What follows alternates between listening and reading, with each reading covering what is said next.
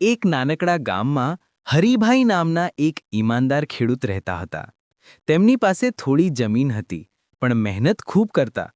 રોજ સવારે સૂર્ય ઉગે તે પહેલા ઉઠી ખેતરમાં જતા અને સાંજ પડ્યા પછી જ ઘરે પરત ફરતા. એક વર્ષ ભારે દુષ્કાળ પડ્યો. વરસાદ ન પડતા ખેતરો સૂકાઈ ગયા. ગામના ઘણા ખેડૂતો નિરાશ થઈ ગયા અને કેટલાકે ખોટા ઉપાયો અપનાવ્યા.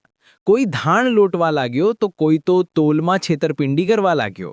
પરંતુ હરિભાઈએ ક્યારેય સત્યનો માર્ગ છોડ્યો નહીં. ઘરમાં અન્નની અછત હતી, છતાં તેઓ રોજ મંદિર જઈ ભગવાનને પ્રાર્થના કરતા. હે ભગવાન, મને શક્તિ આપજો કે હું ક્યારેય ખોટો રસ્તો ન અપનાવું.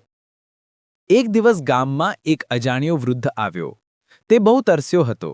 હરિભાઈ પાસે આપવાનું કંઈ જ ન હતું, છતાં તેમણે પોતાનો છેલ્લો માટલાનો પાણીનો ગ્લાસ વૃદ્ધને આપી દીધો.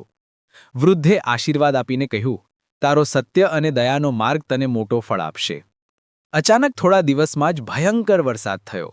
હરિભાઈના ખેતરમાં પાક ભરપૂર થયો.